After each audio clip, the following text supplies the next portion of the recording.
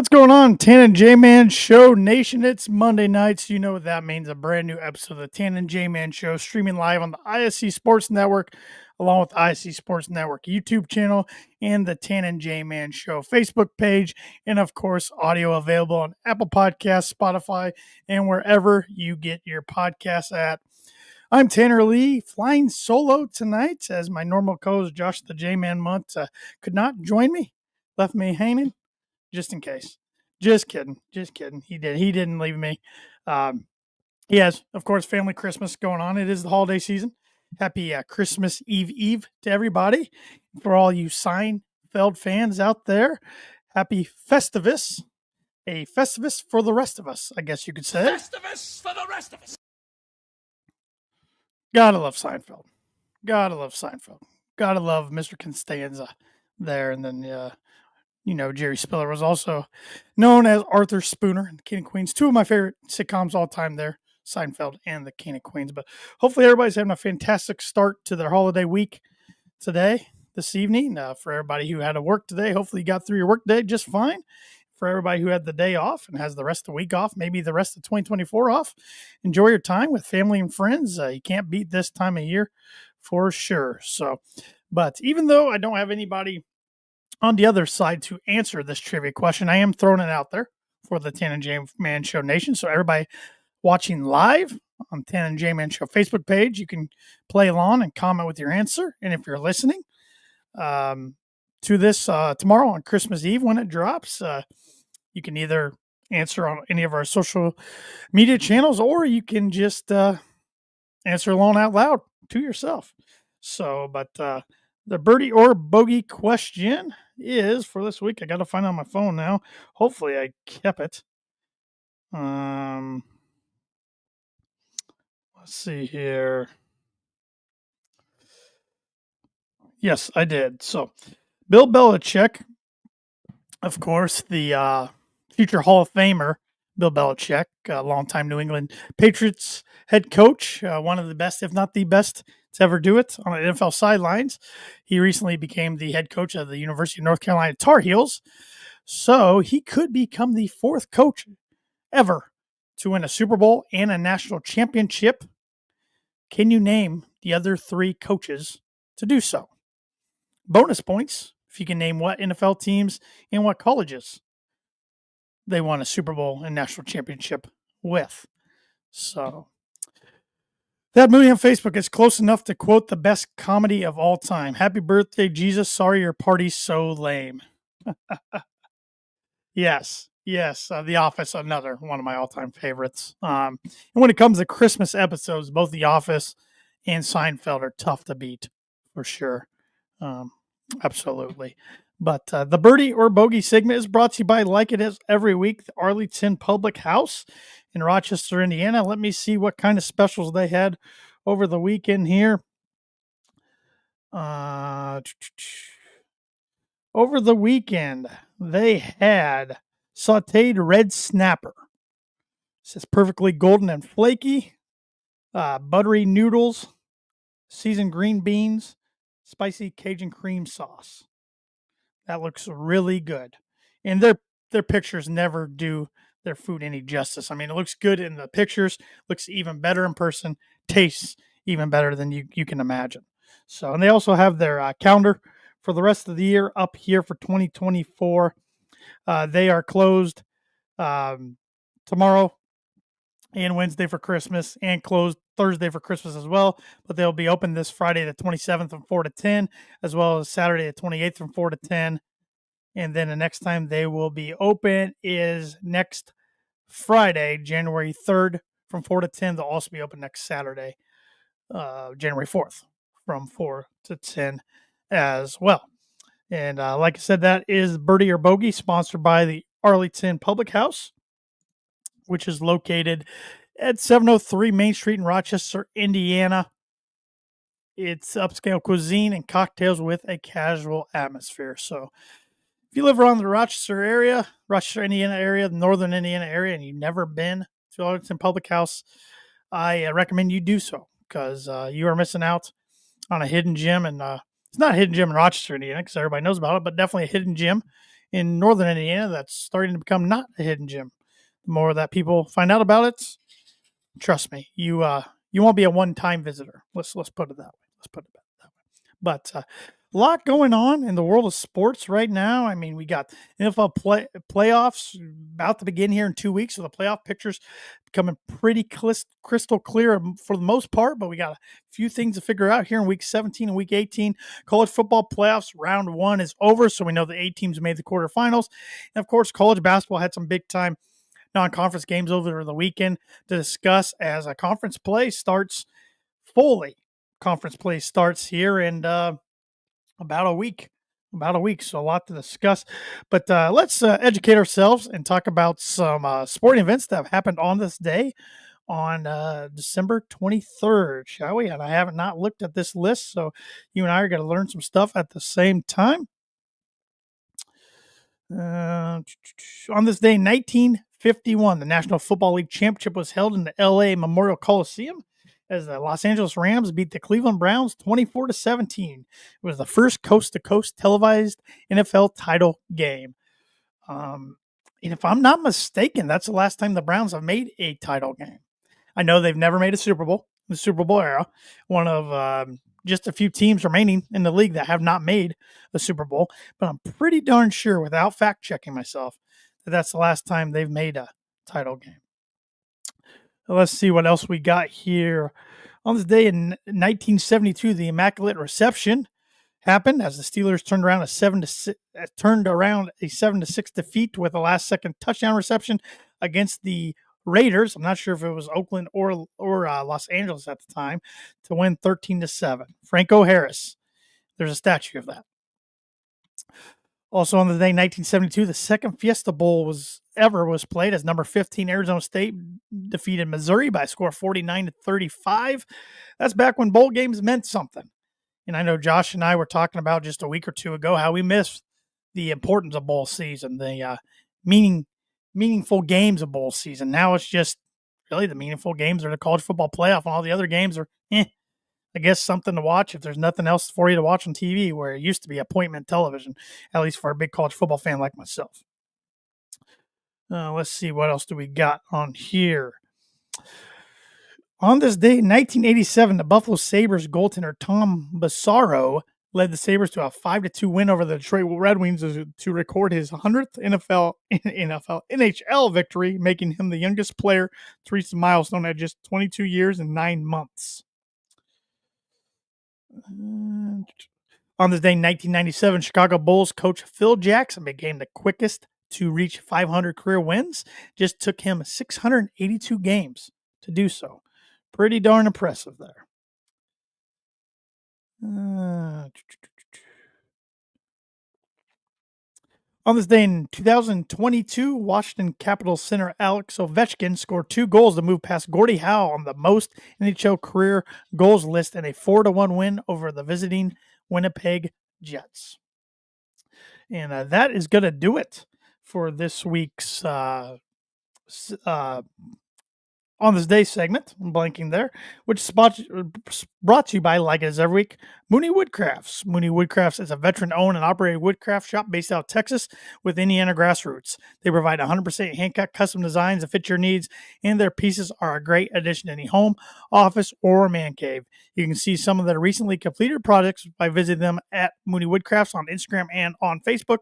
And if you let them know the Tan and J-Man Show sent you, you get 15% off your first sign order. So if you didn't happen to get your sign orders in this year in time for a Christmas gift, no worries. You're going to have a lot of opportunities in 2025. Thad does great work for anything you're looking for, whether it's a wooden sign of your favorite sports team, maybe somebody else in your life's a favorite sports team, whether it's a family sign, military sign, growth charts, all sorts of things. Anything that can be made out of wood into a sign, that can get it done at Mooney Woodcrafts. So let that know the Tan and J-Man Show sent you. Let them know what you want. You'll get 15% off your first sign order. So, all right. Well, let's get into some football talk, shall we? Let's talk some college football playoffs as the first 4 college football playoff games are now have come and gone, we should say. We know the quarterfinals, and the quarterfinals are you're going to have Ohio State versus Oregon in the Rose Bowl. After the Ohio State took care of Tennessee pretty easily the other night by a score of what was the final score there? It was a whooping. Let me see here. It wasn't even as close as the score indicated. Of course, my keyboard's not working for me. I'll pull it up on my phone here. But nonetheless, Ohio State, and this was the last of the four games. We'll kind of go in reverse chronological order here. Ohio State looked focused. They did not look like the same team that lost to their arch rival, the Michigan Wolverines, just a couple weeks ago in Ohio Stadium. They looked focused, looked out like they were on a mission, out for blood. That final was 42-17. They took care of the Volunteers, and the Volunteers from the SEC Conference, the Southeastern Conference. It just means more. That's what they always tell us. Well, it meant more for the Buckeyes the other night. They were outstanding, and if they play like that, they're going to be hard to beat. But next up, like I said, is a rematch with Oregon, who beat them by 1 point earlier this season out in Eugene when they played, and that's going to be a good one. And I like it, even though it's Big Ten against Big Ten. Playing in the Rose Bowl just seems fitting because it still feels like the old Big Ten, Pac-12, or Pac-10, if you want to even go back further, matchup that we're accustomed to, the traditional granddaddy of them all matchup there. Should be an exciting game. One thing that is kind of a bummer, but I understand it. They let all the players and coaches have a break to spend the holidays with their family if they can do so. Is that so? These next round games, these quarterfinal games, which are all played on the neutral site. I should mention that because the first round was all played on college campuses. These games aren't until January 1st, but also December 31st. So New Year's Eve and New Year's Day is when these games will be played. So we got to wait another week, but that's okay. Like I said, we got plenty of football to watch this week with the NFL, and there's NBA on Christmas Day if that's to your fancy. I'm not a big NBA guy myself, but hey, if you are, got plenty of games on Christmas Day to watch as well. But so that's one of the matchups. The other matchups you're going to have Arizona. Well, we're going to chronological order. Yeah, that's correct. Arizona State versus Texas in the Peach Bowl. Texas took care of Clemson. That was the closest of all four games, in my opinion. I know the score was closer in the Indiana Notre Dame game, which we'll talk about here in a minute. But I thought, as far as how the games actually went, I thought the Texas Clemson game was actually closer. Texas won by a score of 38-24. Looked pretty good doing so. Now they will face the Big 12 champs, their old conference, in Arizona State. And then the first game on Saturday saw Penn State take care of SMU pretty easily. So another Big Ten team moving on there. That final score was 38-10. The boys from down in Texas, Southern Methodist University, looked like they didn't really enjoy the cold, and also just looked like they just didn't enjoy playing against that nasty Nittany Lion defense. Penn State brought it, and that's got to be James Franklin's most important win of his career to date, right? We're always told he can't win the big game, but I'd categorize this one as a big game since it was college football playoff, but he got it done. And then Friday night was the battle in the state of Indiana between Indiana University and Notre Dame. Notre Dame advances and will now play Georgia in the Sugar Bowl. Notre Dame won that game by a score of 27-17.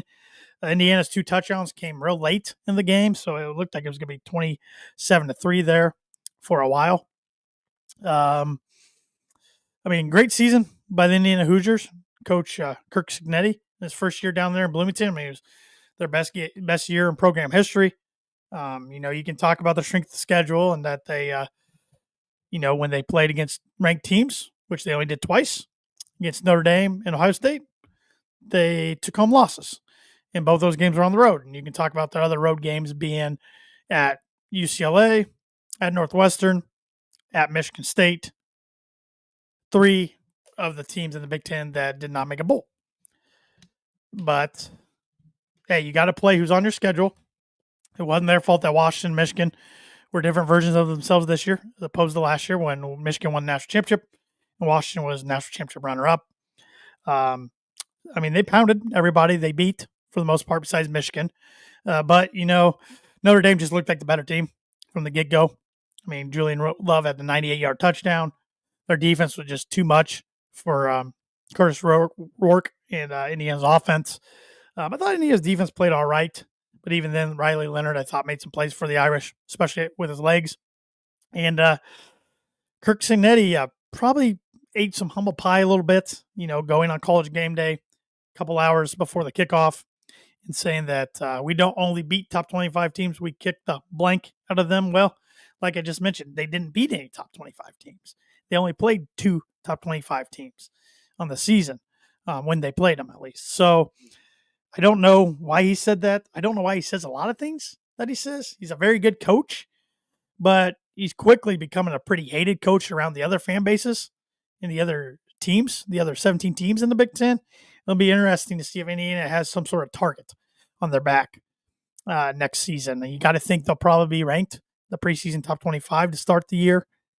But we'll see what they can do after a year of success like they had, going 11-1, and seeing what additions they bring in the portal.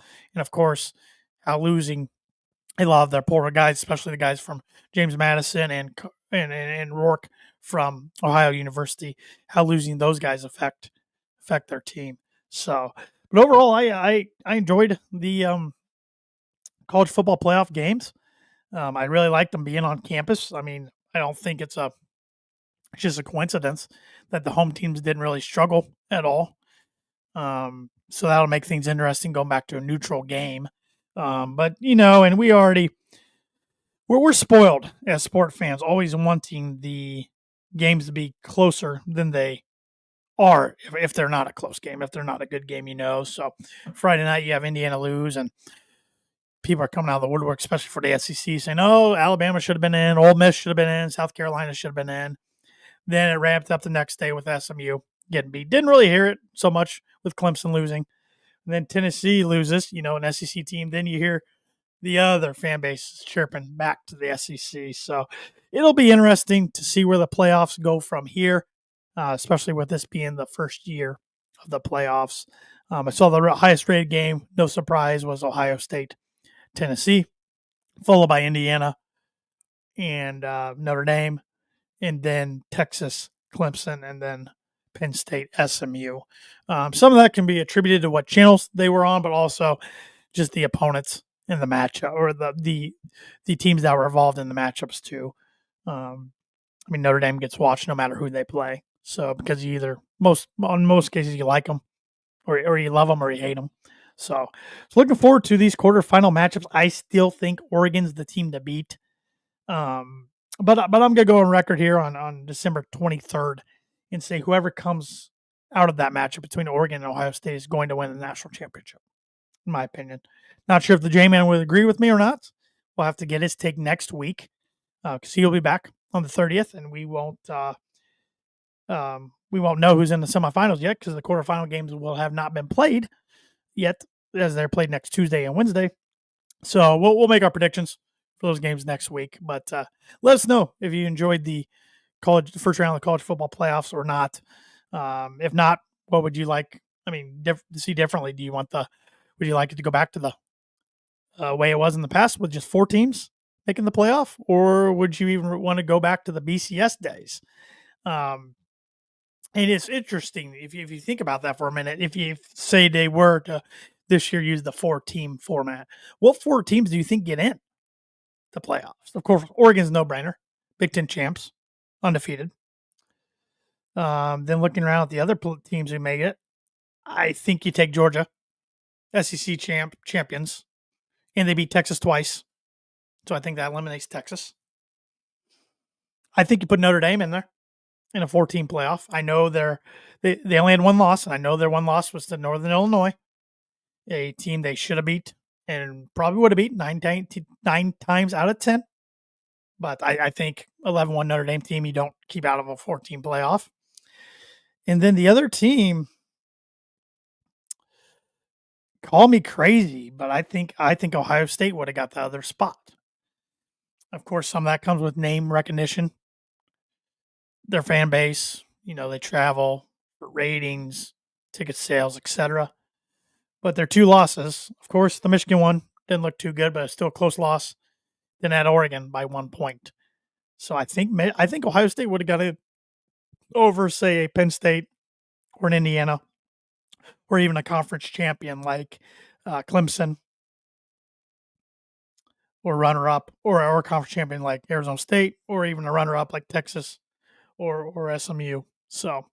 Um, so yeah, that's an interesting topic. You can definitely debate for sure, and I'd love to hear everybody's opinion on what four teams they think would have got in or deserved to get in if the playoffs were still the 4-team format, but they're not. So, all right. Well, let's stick with football and let's talk about some NFL. Actually, I'm reversing course here. See, this is what happens when I'm on the solo host. I just scrap my agenda, and we're all over the place. So let's do the pick six segment, which I'm just going to go on ESPN.com here and see some of their headlines, and we'll talk about some of their headlines. And one of their headlines here is one of their top headlines: top portal tight end Claire commits to Ohio State. Yes, Max Claire, formerly Purdue Boilermakers for his first 2 years of his college career, commits to Ohio State, which is a punch in the gut to any Boilermaker fan.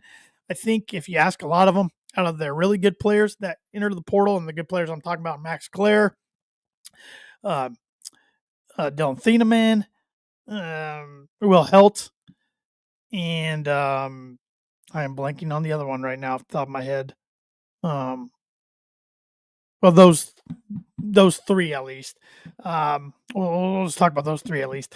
If you would have asked any Boilermaker fan which one they would want to have back the most, I think Max Claire would have probably been the most popular answer, just because he had 2 years left, and you could tell. I think he's definitely a future pro tight end. But it's a punch in the gut, not only for him to be leaving Purdue not to be able to retain him, but just the fact that he's going to Ohio State, staying within the Big Ten. Not only that, unlike Dylan Thieneman, who's going to Oregon, Purdue doesn't play Oregon next year. Purdue hosts Ohio State next year. So you got to see him on the opposing. You will have to see him on the opposing sidelines next year in Ross-Ade Stadium when Purdue takes on the Buckeyes. So, but it's also, it just shows you, with, like I said, Max Claire going to Ohio State, Dylan Thieneman going to Oregon, Will Helt going to Clemson, Cole Brevard, one of their starting defensive tackles, going to Texas. They had talent on this team, at least talent that was a lot better than their 1-11 record, which is frustrating, and it shows you just the lack of coaching, or the poor coaching out of their head coach Ryan Walters and staff, and that's why a move was made. And now Barry Odom's the head man there in West Lafayette, and he's got a whole staff with him now that's a lot more experienced than the staff was under Ryan Walters. So we'll see. We'll see if the Boilermakers can turn around in 2025. But that's a podcast for another day. Let's see what else we have here. Aaron Rodgers. He's been in the news a lot. He's got a Netflix documentary type thing out right now. But really, his future is kind of a mystery right now. He's 41 years old. I think he has a year left on his contract with the Jets. But he suggests that today that the Jets might release him after the season. Now, I was thinking about this today. I don't blame the Jets if they don't want Rodgers back. I mean, he's had an all right year. His team's terrible, but he's had an all right year from an individual standpoint. But he's 41 years old. If you're the Jets, you're probably not going to win next year. Just don't see you being a playoff contender, let alone Super Bowl contender. So do you really want to hitch your horse to a 41-year-old, he'll be 42 next year, quarterback just for a year, when you can start over, go draft somebody that could potentially be your future franchise quarterback? I think that's the direction you go, but it will be interesting. I mean, to see if any team, assuming Rodgers wants to play another year, if any team takes the bait and wants to go get him. I mean, there are some teams that are going to need a quarterback the New York Giants, but looks like as of right now, as of today, they'd be the number one pick in the NFL draft. I mean, I guess they could maybe take a flyer on Rodgers. New York to New York. Um, who else? Looking at the order, and the Patriots have number 2 pick. They don't need a quarterback. Number 3, Jacksonville Jaguars. They wouldn't do that with Trevor Lawrence. Number 4, Tennessee Titans. They need a quarterback, but they'd probably draft one instead of bringing Rodgers in. But that'd be interesting. Would Rodgers really want to play for the Titans? Probably not. Number 5 with the Browns. They got a lot of money tied up with Deshaun Watson, even though they could use a quarterback. Don't see that happening. Number 6, Las Vegas Raiders. Yeah, the Raiders fell to sixth pick in the draft order by beating the Jaguars yesterday. They really hurt their chances to get the number 1 pick. I mean, I'm sure they'd bring Rodgers in for a year. Maybe that's possible. Maybe that's a situation to look at. 49ers have an 11th overall pick. I mean, I guess if they don't want to re-sign Brock Purdy for whatever reason or don't think he could be the guy, maybe Aaron Rodgers could fit there. There's been a lot of California connections there for a year, but once again, I don't see that happening. I think if they want to get away from Brock Purdy, look for Kirk Cousins, possibly be a San Francisco 49er. It looks like the Atlanta Falcons are going to head forward with Michael Penix Jr.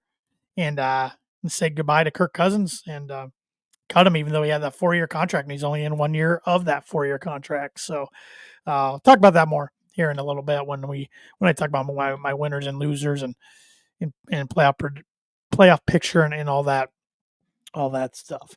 But all right, let's see what else they have.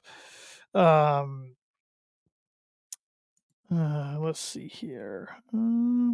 Antonio Pierce of the Las Vegas Raiders. He was cited today as ignoring the critics after the win, saying we don't do this to lose. That was in the critics of saying, you hurt your draft stock, you hurt your draft order by losing 19-4 or by winning 19-14 against the Jaguars yesterday. It could possibly cost them Shadir Sanders from Colorado or Miami's Cam Ward if they want to go in that direction. But I get it from a coaching standpoint. I mean, you're a competitor. You want to try to win games. You're not going to say, hey, we're not trying to win games. We're trying to lose games. We're trying to get the best draft pick available. They're not going to come out and say that. So we'll see what happens there. And the Raiders could always move up in the draft boards. That Mooney on Facebook, Jets release Rodgers. Flacco retires for good. Colts sign Rodgers. Rodgers comes to where old wash-up quarterbacks go to end their career.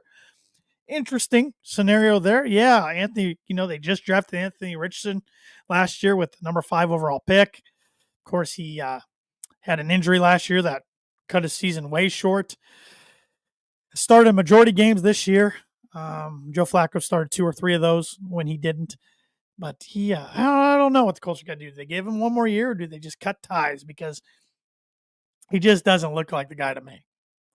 If I'm a Colts fan, which I'm not, I am rooting for a complete teardown and rebuild. I think it would be good to cut ties with Chris Ballard, GM, get rid of a lot of guys that have been there and just start rebuilding instead of just putting bandages on bullet holes like they kind of have been and being close to making the playoffs for the last handful of years, but on the outside looking in. So, but yeah, that's interesting. Could be an interesting landing point there. Let's see if I can find a couple more here. Not a great list today. Kind of a slow news day. Deontay Johnson claimed off the waivers from the Ravens by the Houston Texans. So a team that's going to be in the playoffs since they're the AFC South Division winners.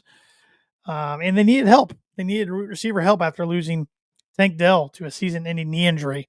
Brutal season-ending knee injury caused by friendly fire, for being honest, during Saturday's loss to the Kansas City Chiefs, 27-19 for the Texans. So the Chargers were the only other team to place a waiver claim on Johnson. So as a Broncos fan who I'll discuss that in a little bit, that just lost to the Chargers for the second time this year, I'm glad he went to Houston and not LA or even Kansas City, as they were rumored to be interested as well. But we'll see how that works down there in Houston, because he kind of seems to me like a locker room distraction. But we will see.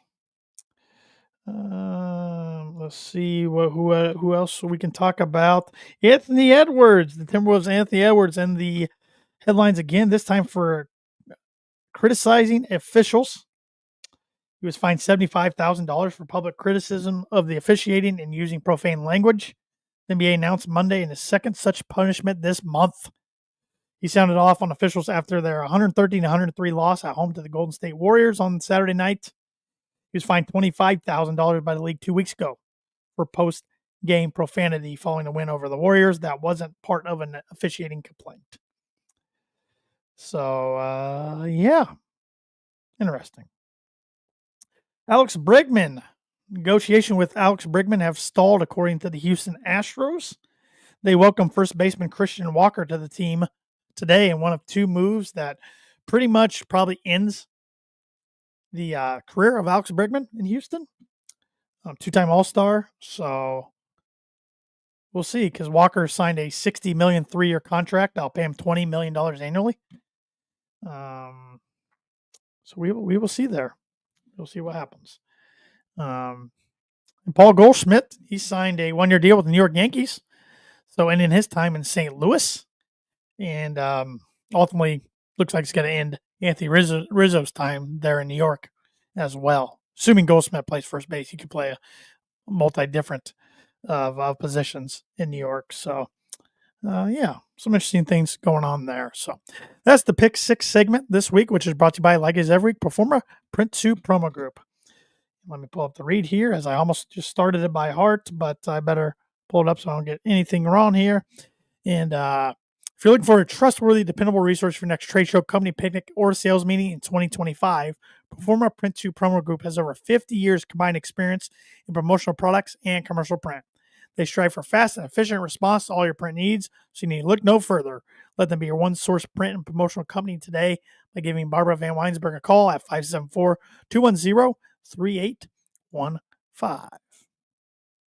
Now we will talk about the National Football League. We will talk about the NFL. I figured this would be the biggest part of the show that I talk about. So a lot to talk about here. So we'll start off with my 3 winners and 3 losers. The J-Man did provide his Week 17 picks, but he did not provide his weekly winners and losers for Week 16. So this will just be my list. And we'll start off with the winners here. And let me pull up my phone here so I get my list correct. And I will start off with the Washington Commanders defeating their NFC East division rivals, the Philadelphia Eagles, by a score of 36-33. So keeping them alive for the possibility of winning that NFC East crown. Of course, they would have to win their remaining 2 games, and the Eagles would have to lose the remaining 2 games. But we've seen crazier things happen, especially since the uncertainty of the quarterback position going forward for the Eagles, since Jalen Hurts was injured in the first quarter. And Kenny Pickett looks like he will be the guy going forward this week when they play the Dallas Cowboys. But Kenny Pickett got banged up too the second half with a rib injury. Jaden Daniels, unfortunately, from my perspective, since I'm a Broncos fan and a Bo Nix fan, of course, I think he wrapped up the Offensive Rookie of the Year, tossing 5 touchdowns on Saturday in that win, including the last go-ahead touchdown there to Crowder. But good win for the Commanders. They needed that. They needed a win against a really quality opponent. Because I felt like they started this year off really hot and kind of really had tampered off for a while. So big time win, and I mean they're pretty much in the playoffs now. So let's see if they can backdoor their way into an NFC East crown. Another winner here. How about the Kansas City Chiefs? I hate putting them in the winners category because I'm not a fan of the Kansas City Chiefs by any means, but they get it done again in a single-digit victory, a 27-19 win over the Houston Texans. They didn't play the greatest, but they just find ways to win close games. They're going to be one of 2 Christmas games this week on Netflix. Yes, Netflix hosting their first ever NFL game and it's on Christmas Day this Wednesday. Chiefs at the Steelers, and then you also have the Ravens at the Texans. So Chiefs Steelers 1:00, Ravens Texans 4:30. So make sure you have Netflix subscription if you're wanting to watch that on Wednesday, which I'm assuming more Americans have a Netflix subscription than not, but could be wrong on that. But yeah, put the Chiefs in winners category. I mean, they are now they went undefeated in regular season at Arrowhead for the first time in franchise history, and they've tied their most wins in the regular season since the '03 season, which I believe Trent Green. It was still Trent Green days, and I believe, if I'm not mistaken, they hosted the Colts in the playoffs, and Peyton Manning and the fellows went in there and got it done in a cold game at Arrowhead, which neither team could really score. So, Mitch Melton on Facebook, I hope it's better than the fight they hosted. Yeah, me too. Me too. I was one of the individuals around the country that the whole Jake Paul, about to Logan Paul, Jake Paul and Mike Tyson, that event that night, all the other fights worked for me until it got to the main event. The only one I wanted to stay up and watch, and it stopped working. So hopefully they got that fixed. I'm sure they're assuming that they're going to get a lot more traffic for the NFL game. Yeah, but I don't think they will. Now that I say that, I mean, well, let's just put it this way: I hope their servers are ready to handle this because they weren't for the Paul Tyson fight. Because I think their servers thought they could handle around, I think, 30 million or so, and I think there was 60 million at one time watching. I don't know if there'll be that many people watching the NFL games, but I'm sure. Yeah, they can't. They honestly just can't afford to have that happen again. Especially, yeah, the NFL wouldn't stand for that. The NFL's king of everything. I mean, as good as the college football playoffs were this week, the 2 Saturday NFL games still pulled a better rating than any of the 4 college football playoff games. So, my third winner of the week was also the other Saturday game. The Baltimore Ravens beating the Steelers 34-17, taking command of the AFC North Division. So, a big win for them.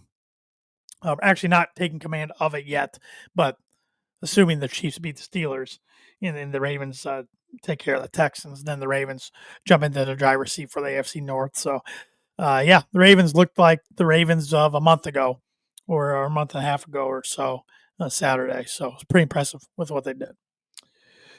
Losers, I'm going Homer pick here, even though Homer's picks usually for a positive thing, not a negative thing. I'm putting my favorite team, the Denver Broncos, the loser category.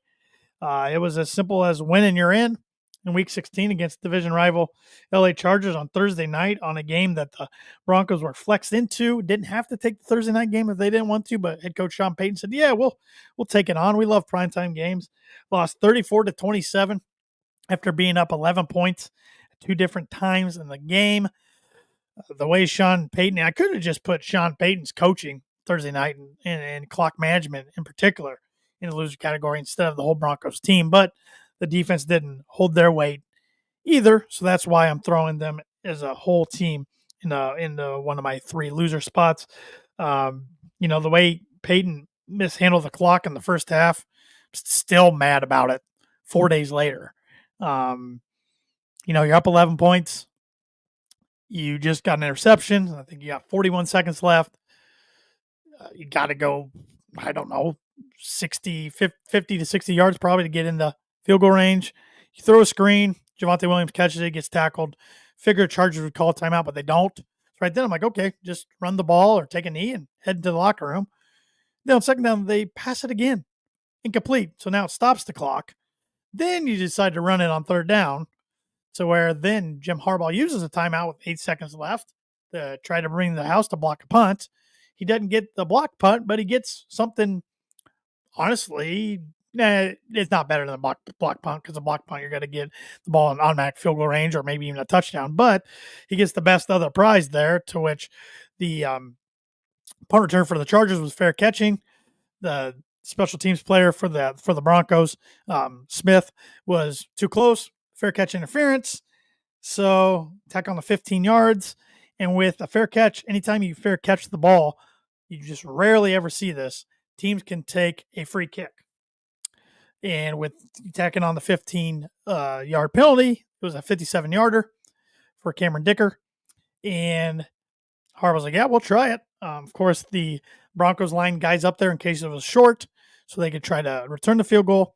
So the Chargers had guys out there to make the tackle just in case, but Cameron Dicker nailed it to make it an 8-point deficit for the Chargers instead of an 11-point deficit. And it was the first time somebody has made a free kick in the NFL since 1976 in a game that also involved Los Angeles Chargers against the Buffalo Bills, I believe. And so it seemed like that just kind of killed the Broncos going forward. Yeah, the Broncos started off the second half with a drive to get a field goal to get back up 11, but it kind of just felt like it killed their mojo going forward in the defense. We've seen cracks in this foundation all December in this defense that in one time I thought was the best in the NFL. I mean, we saw the Browns a couple weeks ago kill them through the air, even though the Broncos won. So the Colts last week kill them on the ground, even though the Broncos won. Chargers, it was a mix of both. It was a mix of both. Herbert made plays with his arm. Then he made plays with his legs too. I mean, and you got him backed up in your own territory, 3rd and 10. A few minutes left in the game. Looks like you're going to get the ball back, and you let him scamper for 16 yards on 3rd and 10. Just can't happen. Just can't happen. So the Broncos still, their playoff destiny still is in their own hands. They win against the Cincinnati Bengals at Cincinnati this Saturday, they're in. Or if they happen to lose that game, then beat their AFC West division rival, the Kansas City Chiefs, at home in Week 18, they're in. But you lose both those games, and the Bengals, for instance, of course, in that case, would beat the Broncos. And if the Bengals beat the Steelers Week 18, then the Bengals are in. So there's still a lot to figure out there. But, yeah, you had a chance to win, and you're in the playoffs for the first time since the 2015 season. And it looked like you had it in your hands, and you choked it away. Got to be on my loser list. Other losing teams for me this week. Let's see here. The Arizona Cardinals losing 36-30 in overtime at Carolina. I think it kind of ends Arizona's hopes making the playoffs. They're a fun story for a while. You know, Kyler Murray can be a fun quarterback to watch. He's very athletic, scramble around, make some plays, but he just doesn't seem to have that dog in him, in my opinion. And what I mean by that is he just doesn't get it done in close games when he needs to. Doesn't make that big play close games when he needs to. I don't know if Arizona could go out and get a better quarterback for their situation. So I think they'll keep Kyler Murray around, but man, what a missed opportunity there for the Cardinals, and a good win by the Panthers. The Panthers at one time were easily looked at as the worst team in the league, but now they got a 4-11 record. So, and good to see Bryce Young making strides in his career as well. And lastly, my last loser here, Tampa Bay Buccaneers losing 26-24 at Dallas last night on Sunday Night Football, to where, you know, you had the NFC South right in your hands, and now you're neck and neck with the Falcons, who, of course, the Falcons made a QB switch going from Kirk Cousins to Michael Penix Jr., who they took number 8 overall, made his first career start over the weekend in a 34-7 win over the New York Giants. And I mean, he didn't blow it away statistically by any means. 18 for 27, 202 yards, 0 touchdowns, 1 interception. But some people on social media were saying the box score doesn't tell a story, and he played a lot better than the box score shows. But nonetheless, kudos to the Cowboys winning that game. Now they're 7-8. They've played a lot better with Cooper Rush than I ever thought they would. And Cooper Rush is definitely a good backup. Definitely a good, serviceable backup in the NFL. He's proved that. But bad loss there by Baker Mayfield and the boys. Just when I thought they were guns a-blazing, you know, they put up 40 points at LA last week in a 40-17 win. But to turn around and lose a game in prime time like that, and then now you host Carolina, which you think you'll get the dub, but that's a divisional rival game there. And Atlanta goes to Washington. That'll be a big one.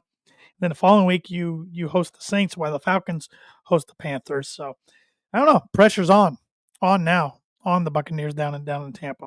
So that is definitely my third loser of the week. So, but now let's pick some games, shall we, for week 17, and got the J-Man's picks here as well. Starting with the Christmas Day games, once again on Netflix. The first one at 1 o'clock, the Kansas City Chiefs, the two-time defending Super Bowl champions, at the Pittsburgh Steelers, who are right now leading the AFC North. I'm going with the Chiefs for 7 confident points, and J-Man's agreeing with me with the Chiefs for 4. Baltimore Ravens at Houston Texans, also Wednesday at 4:30. I got the Ravens for 6. J-Man's got the Ravens for 7. So even though they're on the road, We like them better than the Texans. This Texans team's hard to figure out. I think I think if it wasn't for a weak AFC South, we wouldn't be talking really about the Texans being a playoff team this year, which is kind of surprising because they were kind of the sexy underdog Super Bowl dark horse, I should say, Super Bowl pick coming into the season after really turning heads last year with CJ Stroud and D'Amico Ryans there in his first year, but something's just not right there. And for me, really, it's losing Tank Dell. I just don't know who steps up for the Texans there. Then we got a Thursday game, the 26th. We got Seattle Seahawks at Chicago Bears. I got the Seahawks for 10. Jamian's also taking the Seahawks, but only for 3. The Bears are abysmal right now. I know they lost to a good Detroit Lions team, but that's a home game against your division rival, and you lose 34-17. They just look like their season can't get over soon enough. Got a triple header on the NFL Network on Saturday, starting with the LA Chargers at the New England Patriots. Patriots are playing better, but they're still not getting the wins. They played pretty well against the Bills in a 3-point loss yesterday, but once again, didn't get the win. Chargers winning their end, so I'm going with the Chargers for 11. And the J-Man is also going the Chargers for 11, so great minds think alike there. And then, of course, this one's going to have my attention on Saturday, and that's the Denver Broncos at the Cincinnati Bengals. Honestly, one that I'm really nervous about. Nobody's, in my opinion, is playing better offensively as of late than the Cincinnati Bengals. Nobody's playing better at quarterback as of late than Joe Burrow. 7 games in a row, he's thrown at least 3 touchdowns. That offense is humming. Now, on the flip side, that defense is struggling a little bit. I think there's been 4 or 5 losses that they've scored more than 27 points and still lost the game because their defense didn't come through. But I'll start with the J-Man here first. The J-Man has got the Cincinnati Bengals. No surprise there. He's picked the Broncos, though, more times this year than he has in previous years. He's taking the Bengals for 6. And this will be Tanner's Book It prediction of the week. The Denver Broncos pull off the upset because they are 3 or 4 point favorites, 3 or 4 point underdogs, depending on which line you're looking at, which betting provider. The Denver Broncos pull off the upset at Cincinnati and get their 10th win of the season and mark their first playoff berth since the 2015 season. So you can take it to the bank. You can book it. And I got the Broncos, but only for 1 point because I'm very nervous about this game. But the J-Man's Booker prediction of the week is brought to you by, like it is every week, Travis Watering Agency. His new building address is 341 West Logan Street, Suite L100 in Noblesville, Indiana, 46060. And if you're looking for help with any of your insurance needs, Travis is a multi-line agent for Indiana Farm Bureau Insurance, specializing in home, auto, life, renter insurance, and annuities. Give Travis a call today at 219-869-4561. All right, back to the picks. In the Saturday night nightcap for the triple header on the NFL Network, Arizona Cardinals at the LA Rams. Rams, man, 9-6 all of a sudden. Nobody's talking about them enough. They're on a heater. I think they continue it. I'm taking the Rams for 14 points. And the J-Man's taking the Rams for 9. New York Jets at the Buffalo Bills. Both the J-Man and I agree here. Bills for 16. Las Vegas Raiders at the New Orleans Saints. That's going to be a snooze fest, but I'm taking the Raiders for 2. Now that they hurt their draft order, I think they go ahead and get another dub there. J-Man's taking the Saints for 2. So we have the same points value, but different team winning the game. Indianapolis Colts at the New York Giants. I think the Giants are the worst team in the league. And so do a lot of others because they're, picking number 1. I'm taking the Colts for 15. Anthony Richardson didn't look very good through the air yesterday, but Jonathan Taylor looked awesome on the ground. I think he definitely was trying to make up for that dropping the ball before he crossed the end zone against Denver last week. And he looked like he was running mad yesterday, running for over 200 yards on the ground. J-Man's also taking the Colts for 10. Dallas Cowboys at Philadelphia Eagles. I'm taking the Cowboys for 5. especially if Kenny Pickett's got to give it a go. I don't trust him. I like the way Cooper Rush is playing for the Cowboys. That Cowboys secondary was awesome last night against Baker. I think, defense can travel. I'm taking the Cowboys in the upset for 5, but J-Man's going with the Eagles for 15. So that's probably going to be the swing of this week's picks. Carolina Panthers at Tampa Bay Buccaneers. I think the Buccaneers do bounce back, get a much-needed win. I'm taking the Bucs for 9. J-Man's taking the Bucs for 14. Tennessee Titans at the Jacksonville Jaguars. I'm taking the Titans on the road for 3. I just don't like anything about the Jaguars team right now. And I know J-Man doesn't like the Jaguars, but he's taking the Jaguars for a 1.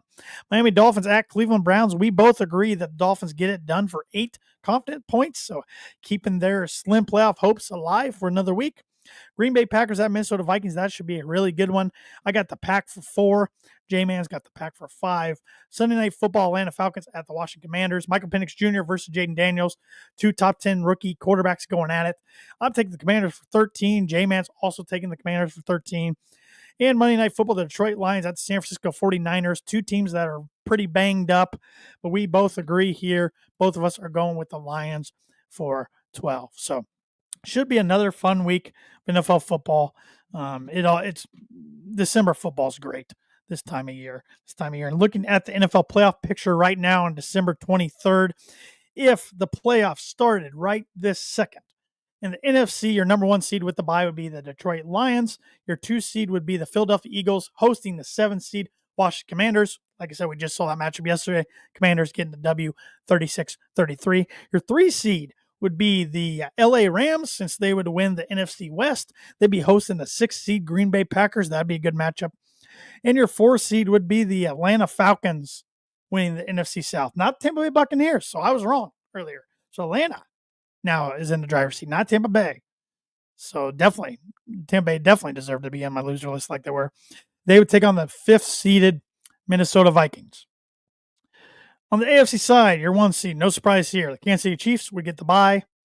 The 2 seed would be the Buffalo Bills hosting the 7-seeded Denver Broncos. That was another reason why I put the Broncos on the loser list.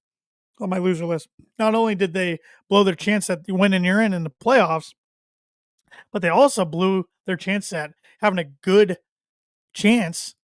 I'm using the word chance a lot tonight. Having a good chance at getting the 5 or 6 seed and maybe playing Pittsburgh or Baltimore or Houston instead of having to travel to Buffalo, even though they got a win last year at Buffalo on Monday night. But, I would take it right now. If I could sign something right now to make it happen, the Broncos get in as a 7 seed against the number 2 seeded Buffalo Bills. Sign me up. I just want to make the playoffs. I don't care. The 3 seed would be, as of right now, the Pittsburgh Steelers. They would host the 6 seeded Los Angeles Chargers. And the 4 seed would be the AFC South champs, the Houston Texans, hosting the 5th seeded Baltimore Ravens, which we will see that game on Christmas Day on Netflix. So a lot can happen in the next 2 weeks, but right now, that would be your playoffs. And it'd be a pretty exciting playoff field, if I say so myself. And last thing I want to talk about a little bit is college basketball, college hoops. There was some notable non-conference games around the country. One of them involving my Purdue Boilermakers that just got a whooping at the hands of the number 2 ranked Auburn Tigers. And yeah, they might say number 2 next to their name, but in my opinion, they are the best team in the country. Auburn won 87-69, but really the score was closer than the game really was. This was more like a 30 to 35 point win. Auburn was bigger, tougher, faster, more athletic, shot the ball better, didn't turn over as much. Sloppy game out of Purdue. Other guys have step up, besides Braden Smith, Fletcher Lawyer, and Trey Kaufman-Rem. It's as simple as that. Freshman C.J. Cox did have double-digit scoring. But, Purdue's 8-4 right now, and I'm not panicked yet. I knew they'd take some lumps in the non-conference because they played a gauntlet of a schedule again this year. Something Matt Painter likes to do. He's kind of taking that old Tom Izzo philosophy and beef up your schedule, take some lumps. It'll pay dividends in March. You'll be a better team because of it. But 8-4. They got one more Sunday evening this Sunday at home against the Toledo Rockets, so they should be 9-4 heading into the Big Ten slate. And I still think they'll be a contender for the Big Ten championship. I still think Braden Smith, Fletcher Lawyer, and Trey Kaufman are 3 of the best players in the Big Ten. And I think Braden Smith's still one of the best point guards in the country. So I'm not worried yet. But what is concerning is 3 of the 4 losses Purdue has had at Marquette, at Penn State, and the neutral, in air quotes, lost to Auburn. All they just is the way they lost games. They just got smacked. And never really felt like they were in the game really that much from the get go. So we will see there. Maryland flexed their muscles, winning a neutral court game against Syracuse, 87-60. Elsewhere around the Big Ten, Rutgers with a home loss to Princeton, 83-82. Rutgers 7-5. So I think J-Man was right with his preseason predictions on Rutgers, and I'm not looking right there. Indiana won a close one against Chattanooga, 74-65. So Indiana is now 9-3 in their upcoming schedule. They play Winthrop on Sunday before they start Big Ten play, and Winthrop is 10-4. So decent little opponent there. Michigan State got it done over Florida Atlantic, 86-69. UCLA choked and lost to North Carolina 76-74 after being up 14 with 10 minutes left. Northwestern blew out DePaul. Iowa beat Utah by 7. Ohio State thrashed number 4 Kentucky by 20 points, 85-65 in the Champions Classic. And the Fighting Illini got it done for J-Man yesterday, 80-77 over Missouri in the bragging rights game to improve to 8-3. So J-Man's least favorite sporting event of the year. Every year it's like that, and it's usually a pretty good game. But the Illini got the win, and their schedule, they play Chicago State on Sunday before Big Ten play starts. So we'll have a lot more Big Ten talk going forward. So for sure. But my birdie or bogey question today was, so Bill Belichick, long-time New England Patriot head coach, multi-Super Bowl winning coach. I think he won six Super Bowls, I think, with the Patriots. If I'm not mistaken, 6 or 7. A lot. Nonetheless, he's now in North Carolina, become the 4th coach to win a Super Bowl and a national championship. Who are those other 3 coaches? And bonus points for everybody out there if they can name what school and NFL team they did that with. I think I gave you enough time to think. The answers: Jimmy Johnson with the University of Miami and the Dallas Cowboys. Barry Switzer with Oklahoma and the Dallas Cowboys. That was after they fired Jimmy Johnson. And the last one, Pete Carroll, University of Southern Cal, aka USC, and the Seattle Seahawks. So we'll see if Bill can become the 4th. I'm going to go on a limb and say no, he can't. I think he'll do okay at college. We'll see we'll see how we measure success, but I don't see North Carolina winning a national championship in football. Could be wrong. Never would have thought in my life I'd see Indiana playing college football playoffs, and Indiana might have set things up for the future for the committees that take the strength of schedule and different things into consideration, which we might never see a team like Indiana make it again, or even Purdue or Illinois or anybody of that nature make it again, unless they have a lot of wins over top 25 teams. So, but those are your 4, or those are your 3, and Bill could become the 4th if he somehow gets a title there in Chapel Hill. But on behalf of the Tan and J-Man Show, I want to wish all Tan and J-Man Show Nation a Merry Christmas if you celebrate, and Happy Holidays. We'll be back at it next Monday as the J-Man will return. We'll give our 2024 recap and all of that heading into 2025. But have a great, very safe Merry Christmas and holiday week, everybody. Hope you have some great time with family and friends, and we'll see you next Monday. Thanks for watching. Thanks for listening.